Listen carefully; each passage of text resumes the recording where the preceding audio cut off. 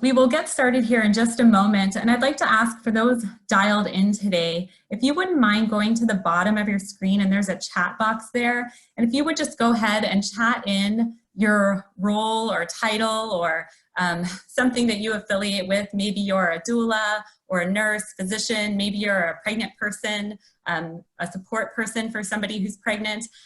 We would just love to learn more about the audience today, kind of see who's on the call, and then be able to certainly follow up with any of you as you registered through Eventbrite and connect you to upcoming opportunities.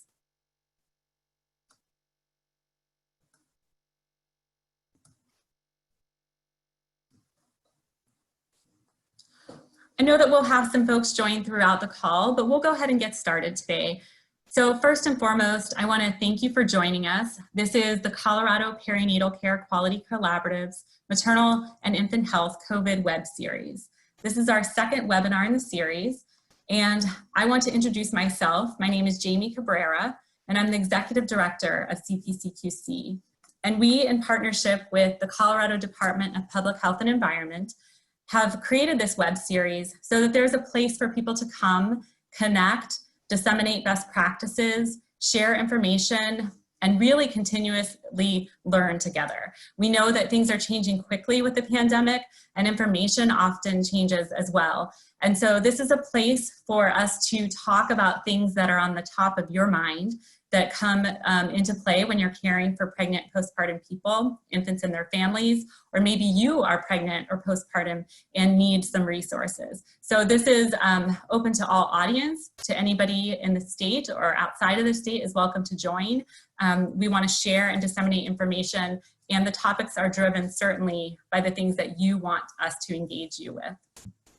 Our first webinar in the series covered some broad epidemiology and modeling of the COVID pandemic that we are seeing here in Colorado. And we talked broadly about guidance for caring for pregnant and postpartum people during the pandemic. One thing that we did was survey our attendees, and we learned that another very important priority topic is maternal mental health.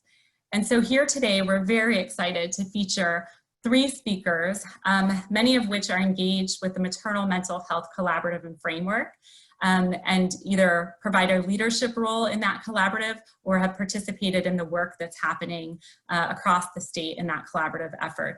And so we want to thank you for being here to our speakers, and want to also let you know that as we were developing the series and focusing on our July webinars, both today and July 30th's webinar will be focused on maternal mental health with a really deep focus on disparities and inequities in care on the 30th. So we are lining up some great speakers for that session as well. We know that this is Black, Indigenous, people of color, mental health awareness month.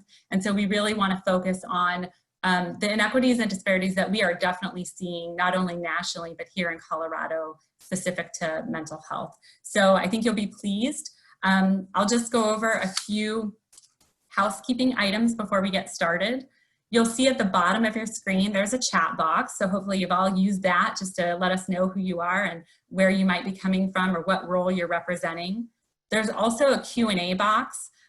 We appreciate any questions that you have. You can type those in at any time throughout the webinar, and we'll make sure that we verbally collect those questions and have responses to them at the end of the webinar.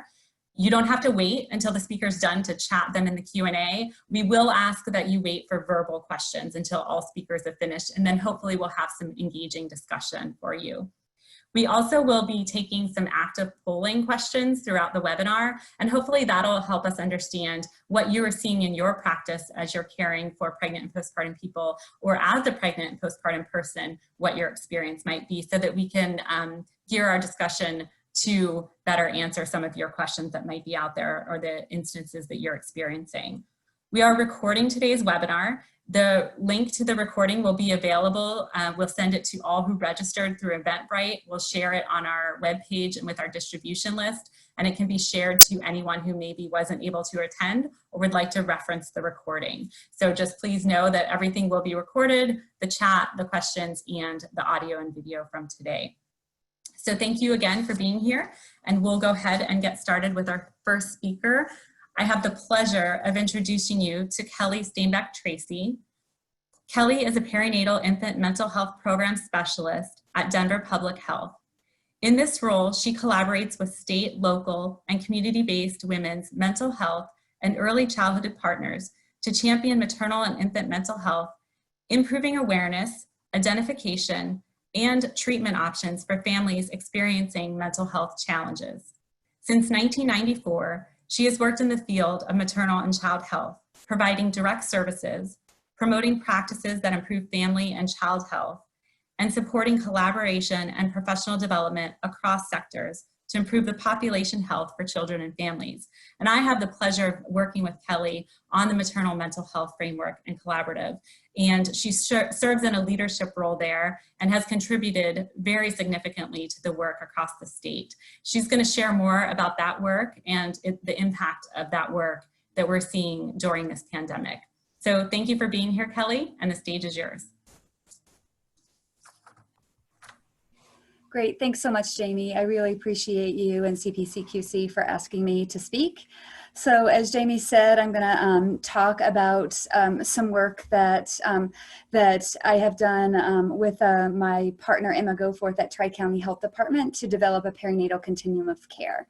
So the tool is something that illustrates services new and expectant families frequently encounter and will describe opportunities to address perinatal mental health across these service sectors. But before I get into that, I want to give a little background, and you can go to the next slide. As is probably no surprise to anyone on this webinar, perinatal depression and anxiety are the most common complications of pregnancy. And when we're using the term perinatal here, we're actually referring to the time during pregnancy and up to 1 year after delivery. One of the things that we know is that perinatal depression, anxiety, and other mental health issues can impact the health and well-being of everyone in the family. So especially now in the context of COVID-19, it's critical that we understand and address the stressors that could impact perinatal mental health. And in so doing, we'll assure that we are supporting the emotional well-being in a broad way. We also need to make sure that we're honoring the cultural context and individual preferences that children and families may have. Next slide. This work was done in the context of the Colorado Maternal Mental Health Framework. This framework provides guidance to help partners collaborate and take action toward improved mental health and wellness for pregnant and postpartum people across Colorado. The framework was developed to promote alignment across perinatal mental health initiatives by uniting under shared vision, values, goals, and strategies. Next slide. Equity is a central value in this work. Our equity statement highlights the systemic racial injustices that lead to significant health disparities and perinatal outcomes experienced by people of color. We're working to build an equitable mental health system that is flexible and responsive to the differing needs and desires of families so that they have the economic, social, and political power and resources needed to experience health and well-being. Next slide. So PAN is the Perinatal Mental Health Action Network. This is a collaborative group that was brought together by myself at Denver Public Health and by Emma Goforth at Tri-County Health Department. We brought together this group to work on perinatal mental health issues in a collaborative way.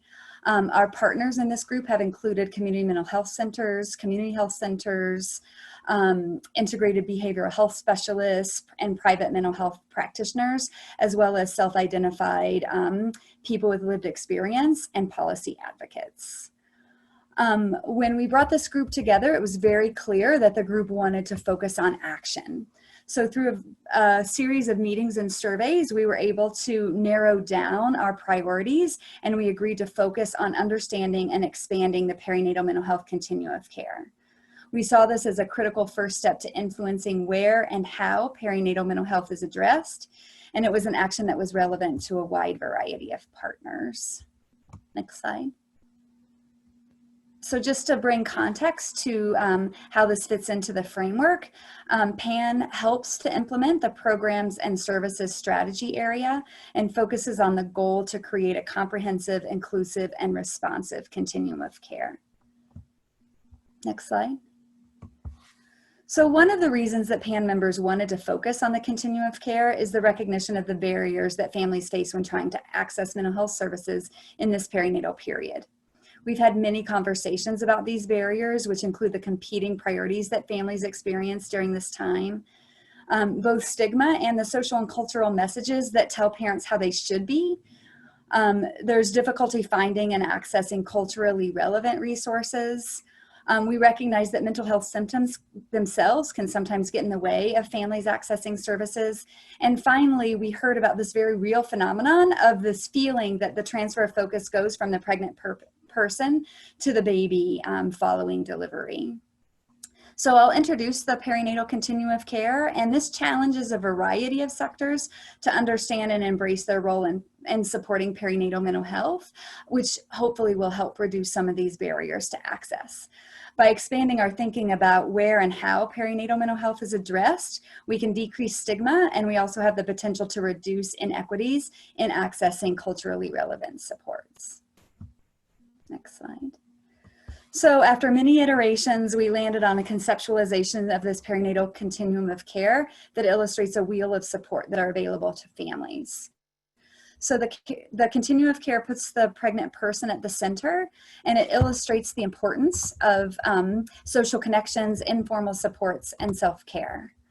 Mental health and other critical services like substance use and interpersonal violence services are also included in the outer ring, which is the blue circle. And while we recognize there is an urgent need for these types of services, you can see in the middle that the continuum of care also demonstrates that perinatal mental health is dependent on so much more than that. Parent and community support, assuring that basic needs are met, and whole person focused health services are also necessary. And we see that being increasingly necessary in this time of COVID-19.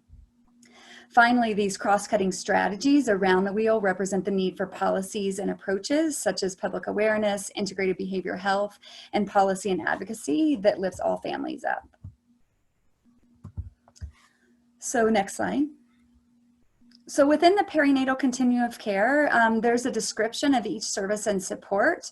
I'll have an example in a second, but within each section, the description highlights the relevance of the service to perinatal mental health and give examples of how professionals within this service area can promote perinatal mental health.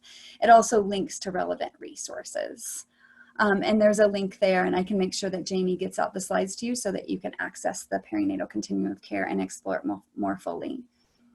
Next slide.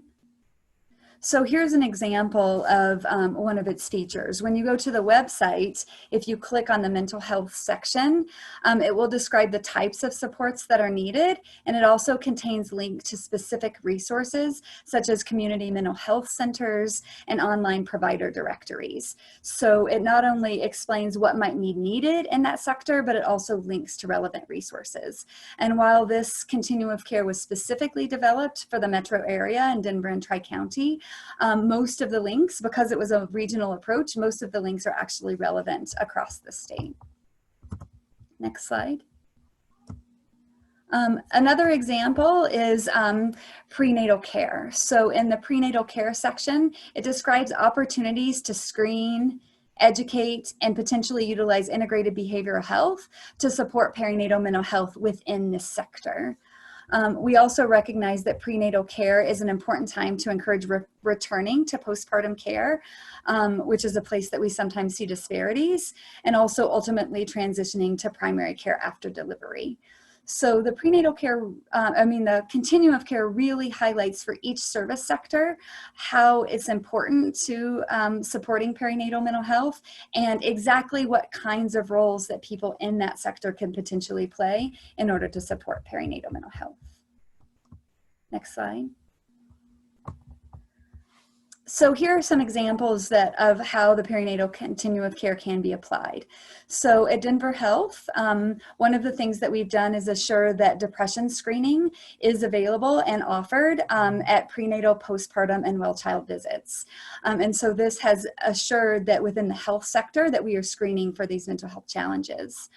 Another example is that we, on the mom baby unit, we decided to make sure that public awareness materials that were developed by the Colorado Department of Public Health and Environment are in the discharge packet, and that nurses actually talk to each person being discharged from the mom baby unit to about perinatal mental health. And we were also able to include education about perinatal mental health in the annual nursing competencies that the nurses have to complete. So this helped us integrate this education so that it's broad within our system and assures its implementation over time. Next slide. So the perinatal continuum of care is really intended to both inspire and support people across sectors to understand the role they have to play in helping families find the supports that they need to thrive.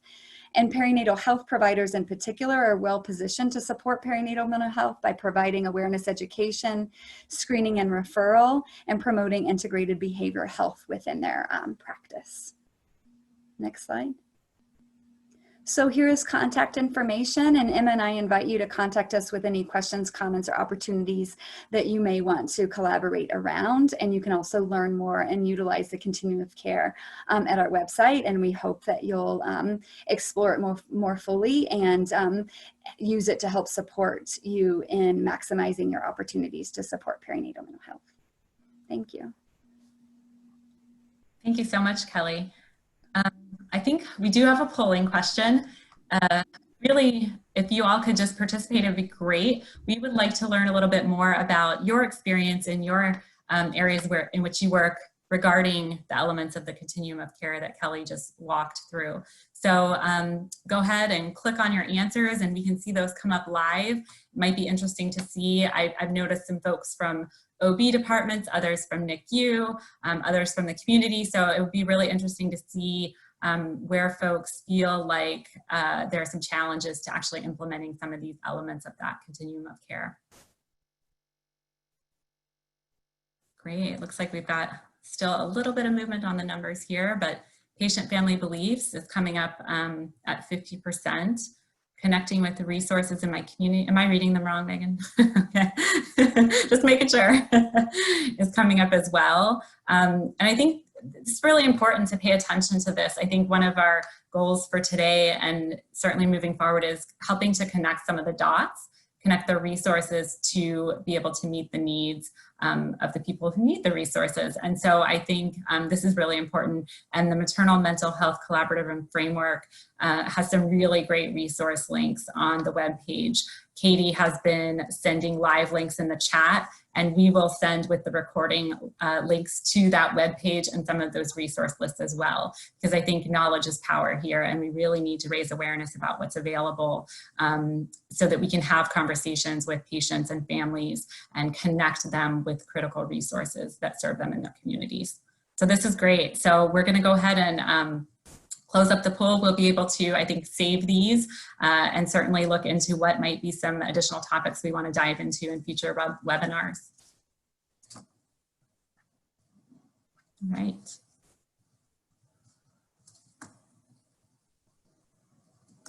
Sorry, I'm just trying to get this out of my way. All right, up next we have Dr. Tracy Bozar.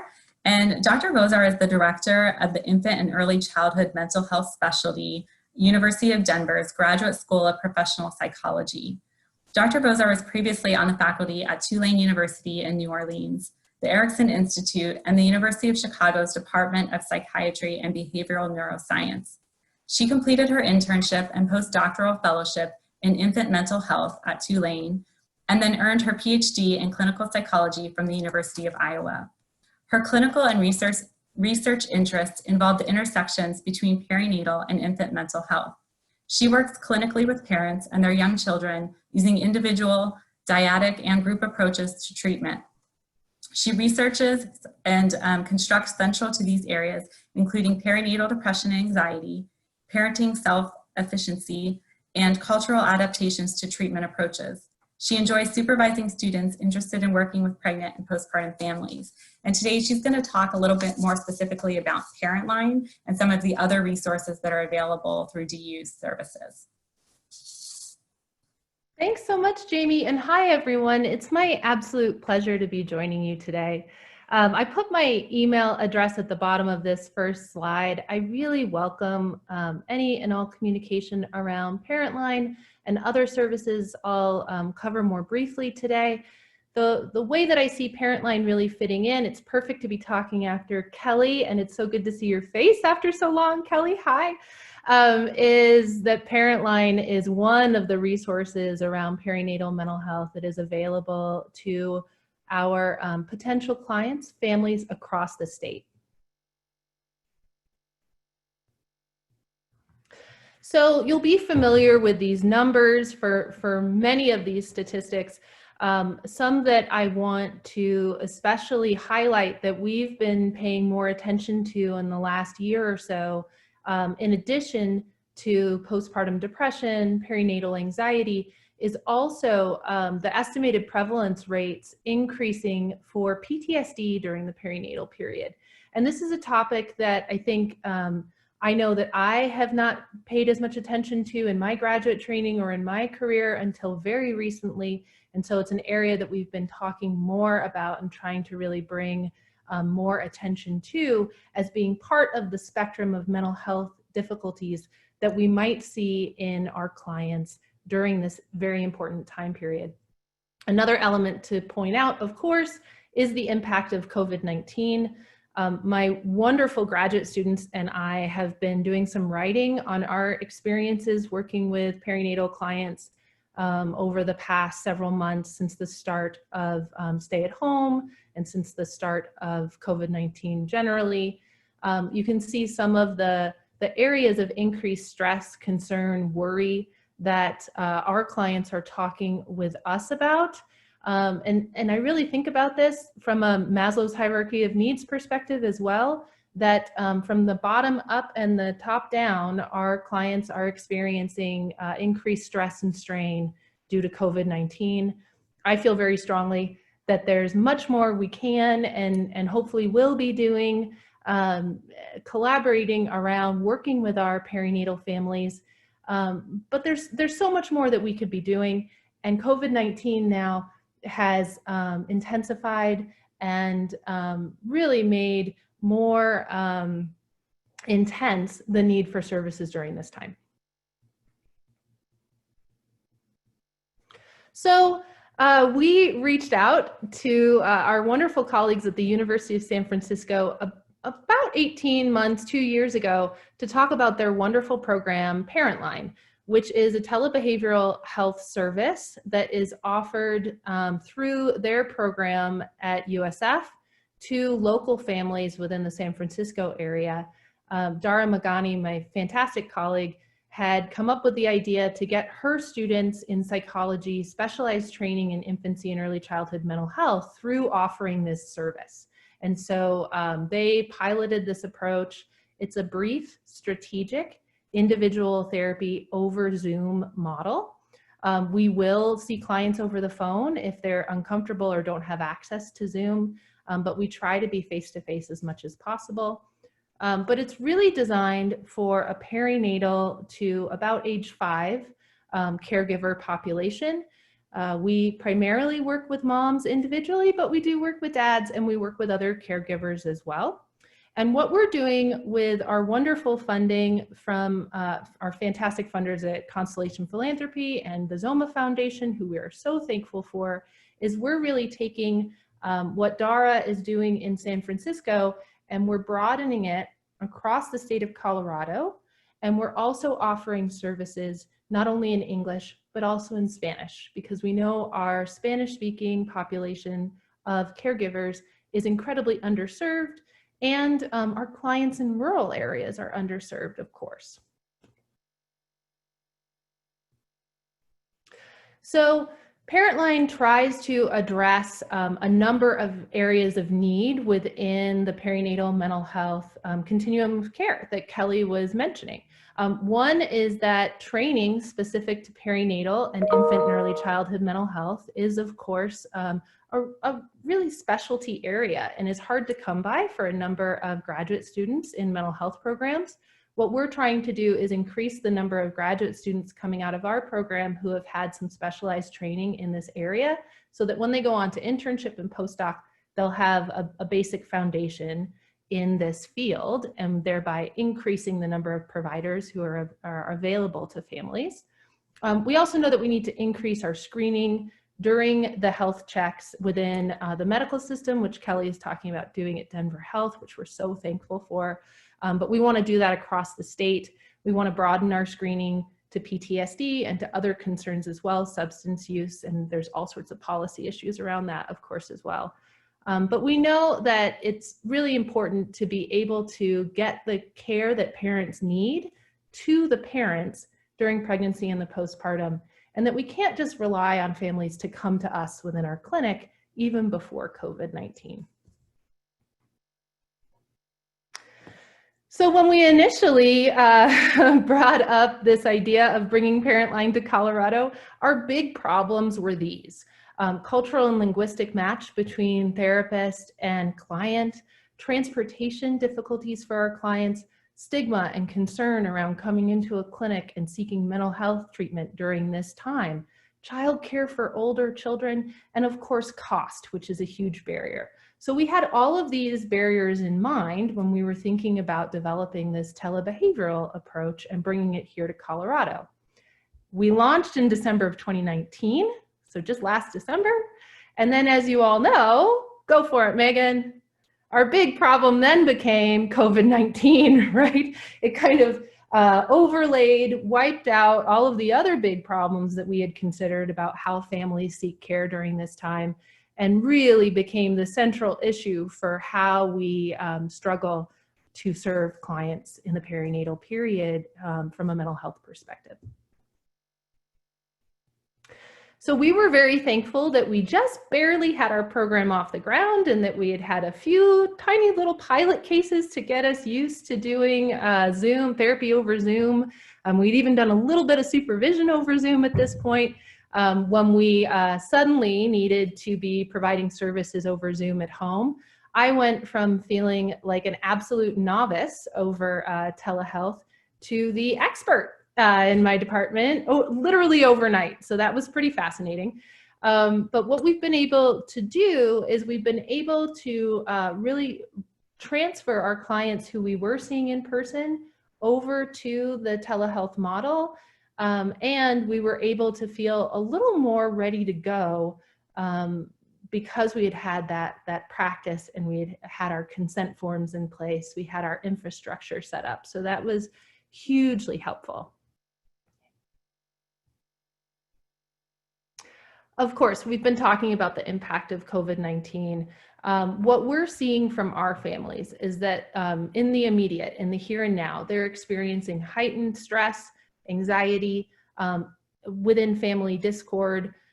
We are hearing increased substance use and safety concerns.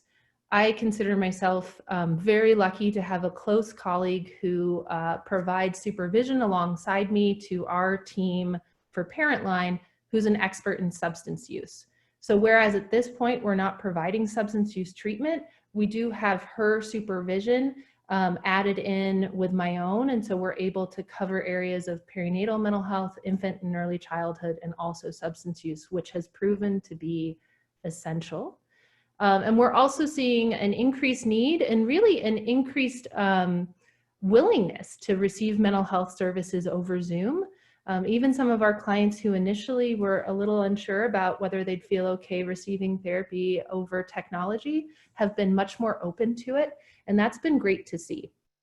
Then in the longer term, I think some of the implications that we're starting to really see and then be mindful of as possible for the future are concerns around longer term developmental and relational impacts for young children and their caregivers, an increased need of treatment as a result, need for more social connection and support via virtual means rather than in-person groups, and mental health really moving to more of a hybrid model, considering much more what we can do over telehealth and what needs to be in person. These are the conversations we're having. I have an example of one of the more magical moments that my team and I experienced as a result of working with families during COVID-19. And that is, we realized that lack of social support was such a key element during this time. So very early on in quarantine, we started perinatal support groups that are facilitated by our doctoral students, but are really group member directed and led. And the first week we had a great turnout and the clinicians felt really wonderful about it. The group members were all conversing with one another and they felt like it was really powerful. In the second week, one of the moms that seemed to really be getting a lot out of the group didn't show. And my clinicians were a little concerned, thinking, oh, wow, maybe that wasn't as great as we thought it was, or I wonder what we need to change. We talked a lot about it in supervision. And in the third week, she returned and she had had her baby in the second week. And now all of a sudden, the mom who had had the baby was able to support and offer guidance and answer questions for all of the other moms who were in the group who were wondering, who can come with me to the delivery room? What was it like? Did you have to wear a mask? What, all of the anxiety provoking concerns and the what ifs, they were able to talk through it. And the facilitators were so excited. They contacted me right afterwards and said, you're not gonna believe what happened in group. It was really powerful. So we're trying to continue to get folks who are caregiving for young children and or pregnant together through these groups, because they've been a very powerful means of providing support during this time.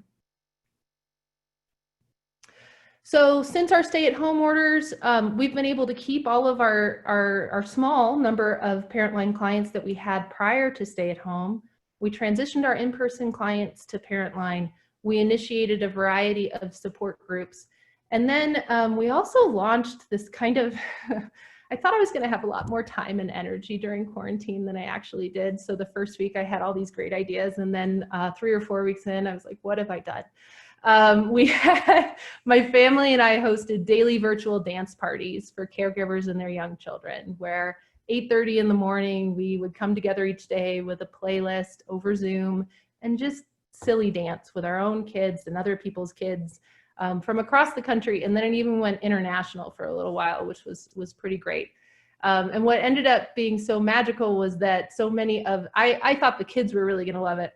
And so many caregivers really ended up talking about how much they loved it and how it was something to look forward to and something to be silly during stay at home. We also brought in our wonderful children's book author, Marianne Richmond, who would host weekly creative corners from her home in Nashville, which was so much fun, getting caregivers and children together around storytelling and also art projects. And then we have a collaboration with our colleagues at the Children's Museum called We Play Denver, which is a parent-infant support and also play group that's developmentally targeted. And we've taken most of those materials virtual now. I can get you that website if folks are interested, just to give caregivers ideas of what they can be doing from home to really support their relationship with their young children and to be having activities within the house that don't require buying anything, that don't require leaving the home, those sorts of things. So in the future, we feel that telehealth is probably here to stay, that we may go more of a hybrid model, but that we have some clients that love this so much, and we were already thinking that it was going to be a means of reducing barriers, and we've seen that to be the case. And we do believe that this is going to continue to be a way to reach folks, not only within our Denver area, but also across the state, not only who are English speaking, but also Spanish speaking at this point. It's also a wonderful way for us to continue to train our graduate students in perinatal and infant and early childhood mental health. I mentioned substance use disorder and how we're seeing an increase in substance use. We do have future plans for the coming year, really collaborating more fully with my colleague, Dr. Jennifer Tippett, who has experience in this area. And I just listed out some ideas that we have really more for your reading if you're interested in this area. But that's kind of our next step, is to really more fully integrate substance use treatment into ParentLine. And we've been lucky. We have applied for COVID-19 emergency funds. So thankful to our funders for providing us with these. An essential part of our ParentLine services and our support groups is that we've been able to provide them pro bono because we're in our first year of implementation. So every ParentLine client is seen free of charge. Every support group that I mentioned is free of charge to the participants during this time, thanks to Constellation Philanthropy and the Zoma Foundation. So that's been really wonderful to reduce that cost barrier. Wonderful. Thank you so much, Dr. Bozar. We do have, I believe, a polling question. Maybe some of the telehealth barriers that folks are seeing. It sounds like definitely some really positive things and maybe also some potential challenges. So again, we know we have a wide variety of folks in the audience, but our first question here is, what are your clients or patients' barriers to increasing these services? Not only during COVID, but like Dr. Bozar mentioned, potentially as some sort of hybrid model in the future for mental health services. That's interesting. So, okay, changing a little as we go, but it looks like still client-patient lack of interest ranks fairly high. So that makes sense. And technology certainly up there with privacy concerns, right? There's definitely been a lot of conversation about the technology piece and whether or not people have Wi-Fi or telephone, and then certainly that privacy concern about who lives in the home and who's having the conversations and how that could impact what's happening there. So it looks like also insurance, not as high right now, but I think definitely a good conversation as we think about future reimbursement models and the policy that guides those, certainly with our government funded programs and then private insurances as well, something for us to think about. Great. Thank you all for participating. Go ahead and end that. And we did have a question come over. We are able to save the results of the polling with the recording and just to go back and look at the data. And some of our team, they're taking some live pictures that we can share as well. So we will have all this information captured to share with everybody afterward. We also have just another quick question about the telehealth piece. As a provider, some of you we noticed in chat are actually the care providers. And so instead of from the patient or client perspective, what are your challenges or barriers to increasing telehealth services? And this is an interesting one, I think, that came up with some prenatal visits, not specific to mental health, but in general about blood cuffs or, you know, other things. Some visits could be done virtually, and some you do need that physical presence of the pregnant or postpartum person or the infant, right? So looks like we're getting some good results here, and interesting, got some splits here, right, on regulation, standard of care, technology equipment, technology connectivity, changing a little. Standard of care, I know I've heard that from some clinicians, right?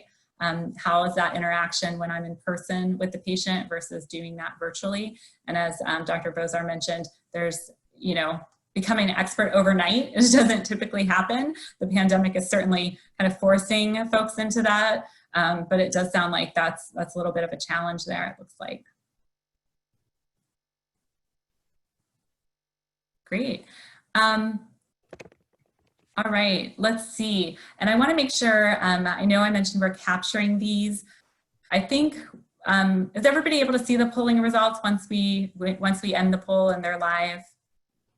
Megan, would you want to go ahead and share just to make sure that folks are seeing what I'm talking about? I know I get the luxury of seeing things as they happen. All right. Okay, looks like some folks are saying yes, now they're seeing them. Yeah. Okay, fabulous. Just want to make sure I'm not having a conversation with myself. All right, we are going to head into our third speaker for today's webinar, and I'd love to introduce you to Jill Ullman. Jill is a licensed professional counselor and nationally certified counselor who works with a variety of concerns with a focus on reproductive mental health.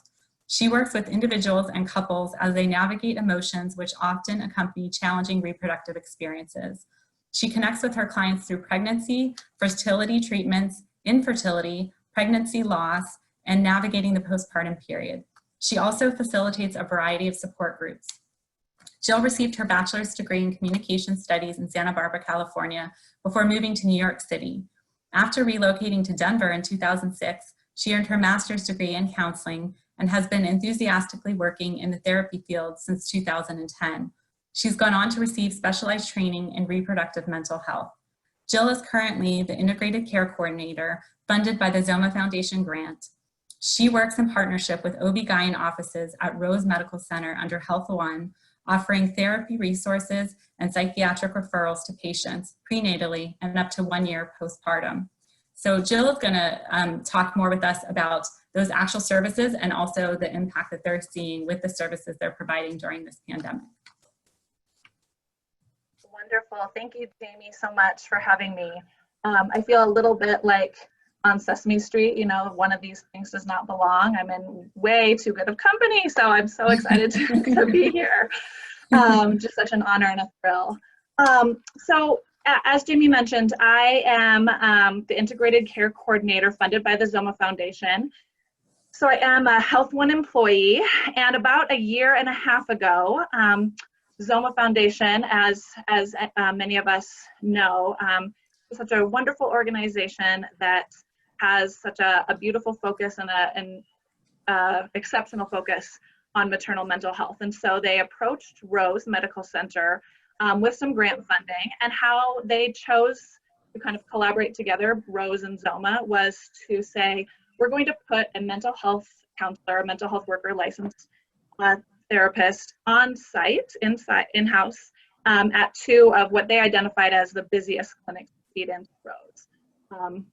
Rose, at least within the Health One world, kind of being known as the baby hospital. And so they identified Midtown OBGYN and Metropolitan OBGYN.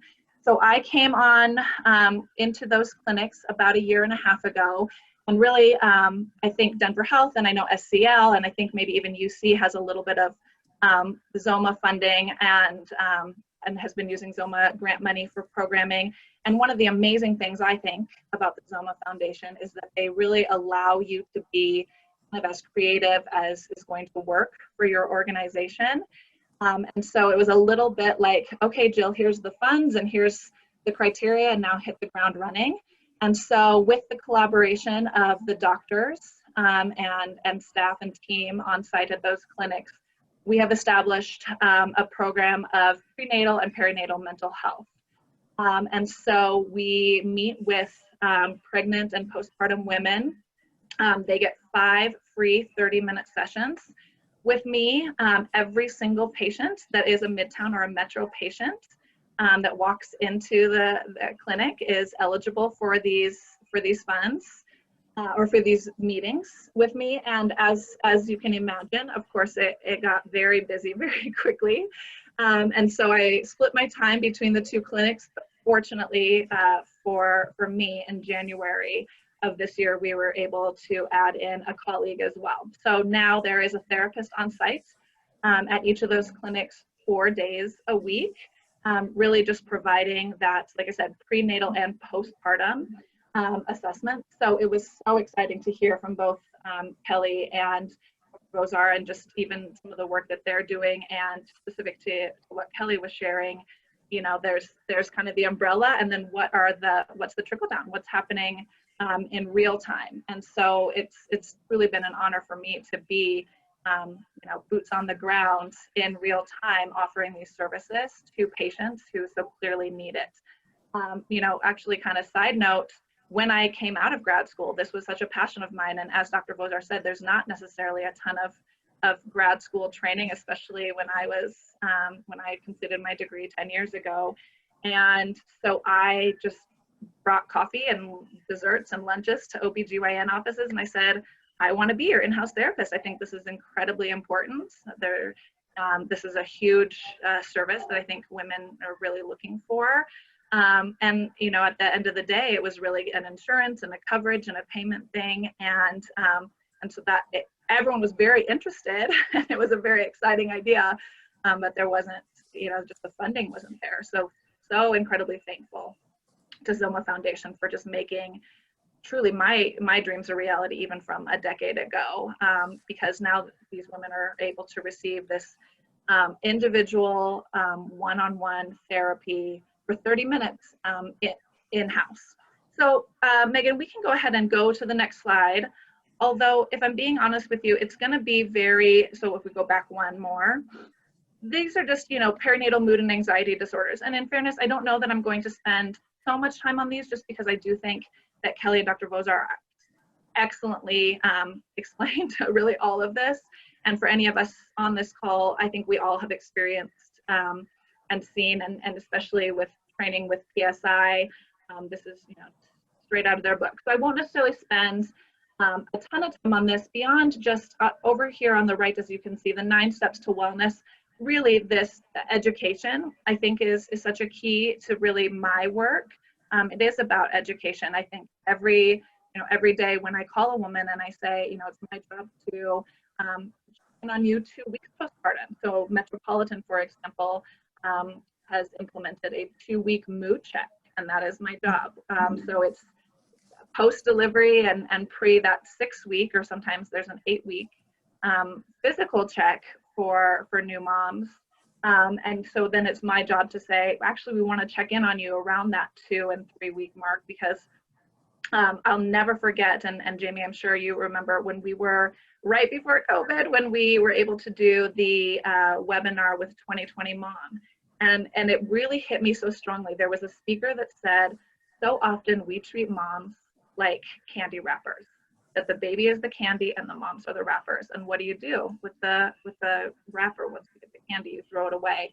And it honestly gave me chills, and it just kind of renewed that passion and that drive in me, because what a dismal picture for moms. That great, the baby's here, kind of good luck to you. It's gonna be all about baby now.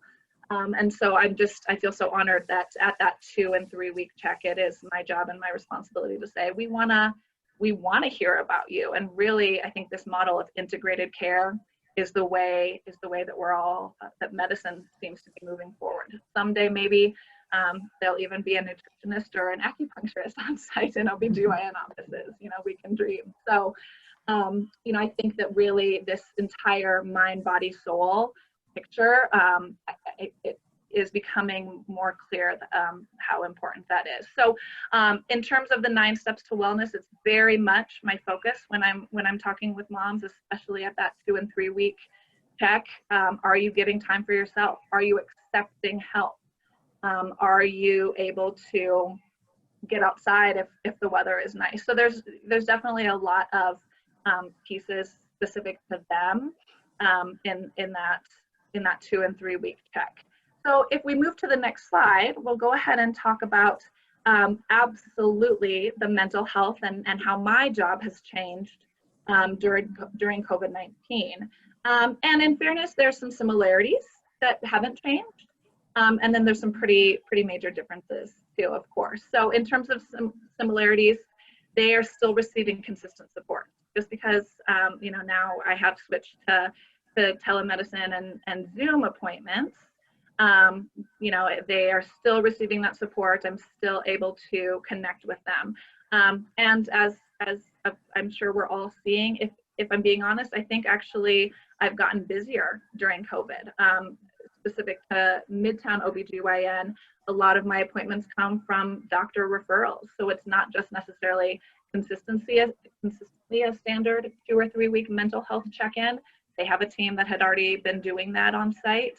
And so I very specifically am tasked with touching base with those moms, you know, to the point that Dr. Vozar was making, those moms who are pregnant and about to deliver and fearful that, what if my partner can't come? And what if I throw up in my mask? And who is allowed on site with me? And so really those fears and anxieties have absolutely increased during COVID-19. So doctor-specific referrals have increased. Obviously, the empathy, especially in a mental health world, that hasn't changed. At the end of the day, we are here for them. We are offering support, and we're providing hopefully that connection and that resource, and again, that opportunity to say, we want to hear about you. How are you doing? The consistency, obviously the consistency hasn't changed. The criteria of the ZOMA grant that I am working under allows me to meet with every single patient. I believe I mentioned 5 times, both prenatally and up through 1 year postpartum. So the consistency is there. So even when I check in at that 2 and 3 week mark, if you know, we're Zooming and I can tell that either they're telling me they're not doing well, or I can tell they're not doing well, I can immediately say, I think I'm gonna call back in a couple of weeks. I'd like to check in with you again next week or the week after. So there is that opportunity for consistency. And in fairness, you know, I think in my experience, you know, transition as a whole often breeds anxiety. Pregnancy in and of itself, I believe, to be kind of 9 months of transition. And so anxiety hasn't necessarily changed. Like I said, I think I personally have seen a big increase, and even Bozar's point, anxiety in pregnancy, but then PTSD, absolutely. I've been seeing a lot more of individuals experiencing PTSD, either around a changed birth experience or you know, any trauma that they experienced during their birth experience.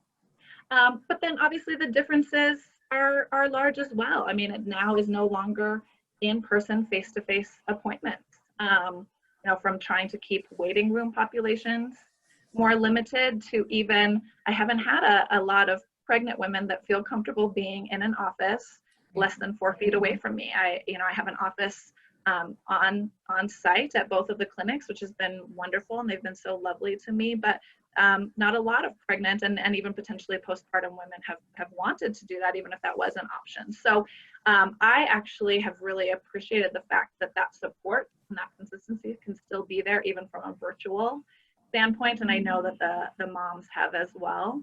I loved hearing what Kelly and Dr. Bozar were saying about the groups, because that has been, we always had on-site groups at Rose, but we've now been doing them virtually. So my colleagues at Prenatal Plus have been doing a new mom support group virtually via Zoom weekly. I personally have been hosting the pregnancy support group every single week virtually via WebEx at Rose, and so just to address, you know, some of those anxieties and those concerns and fears.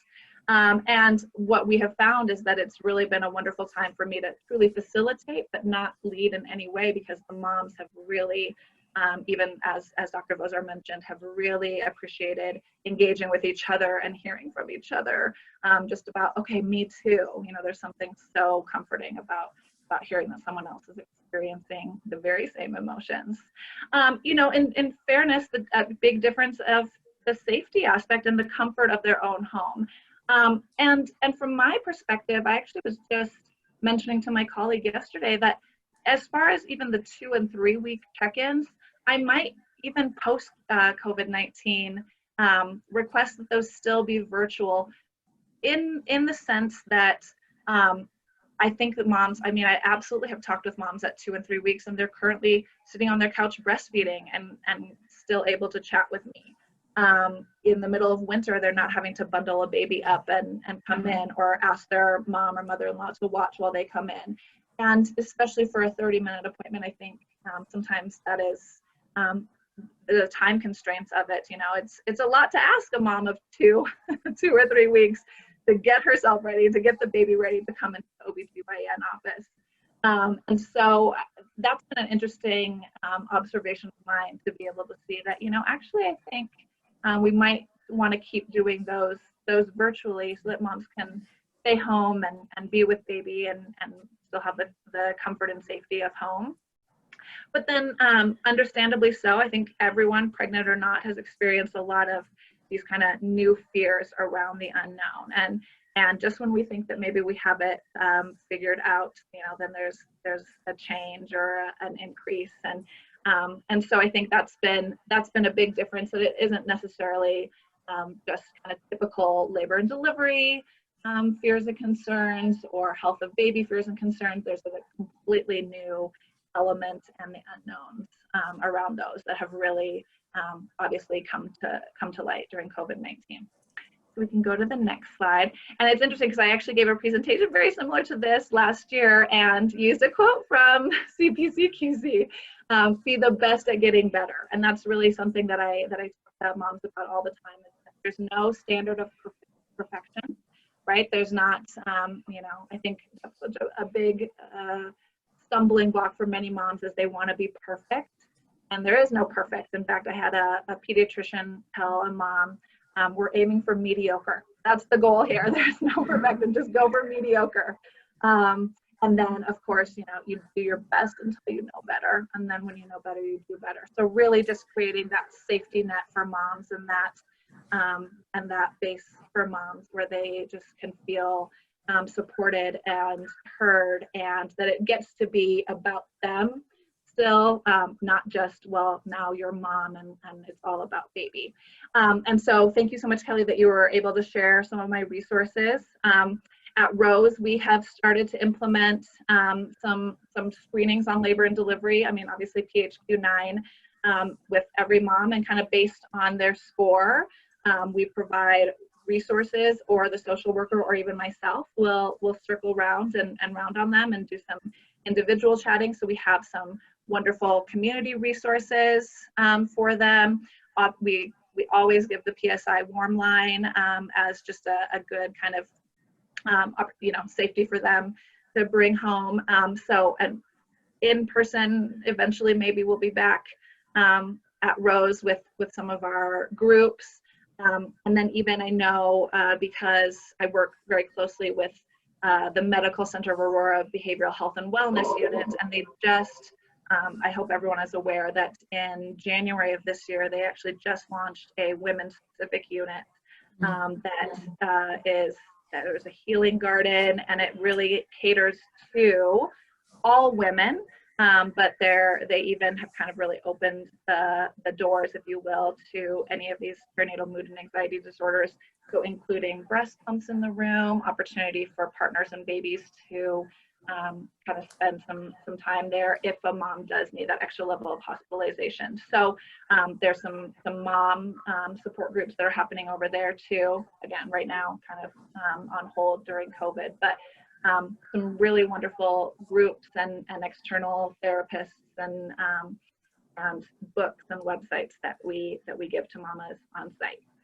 So that is what we are doing at Rose, and so excited for hopefully us to expand beyond Rose, probably likely hopefully over to PSL. Jen Adams is already doing such phenomenal work over there, and then we will kind of continue to collaborate with her and you know, be on site at PSL as well, and ideally at the pediatrician office as well, because that's often where the mamas are headed, and it does end up being all about baby. So being able to be on site and say, great, you're here, let's talk about you.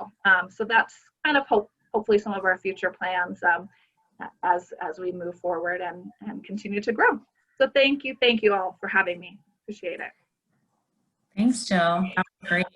We have, I know we're coming up on the close of the hour. We have one polling question that we can bring up. And I also do have one question that came in across the chat. So I want to make sure we get that addressed.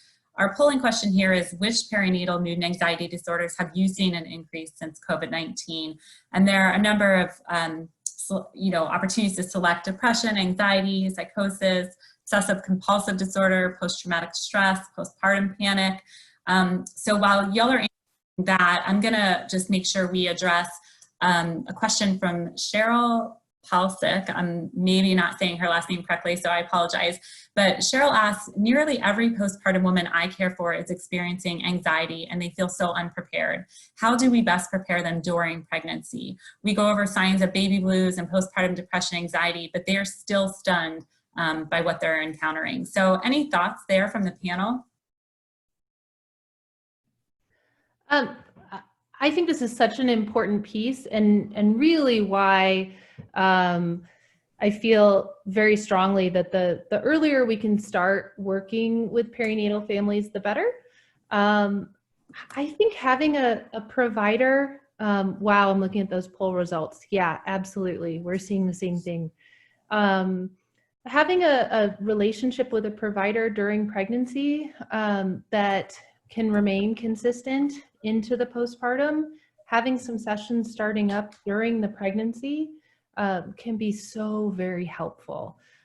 We see stressors, concerns around COVID-19, but also around relationships, like I was saying, kind of at every level, financial concerns, all of that. So starting sooner rather than later, and then continuing the care into the postpartum has been one of our primary goals for exactly what you're mentioning.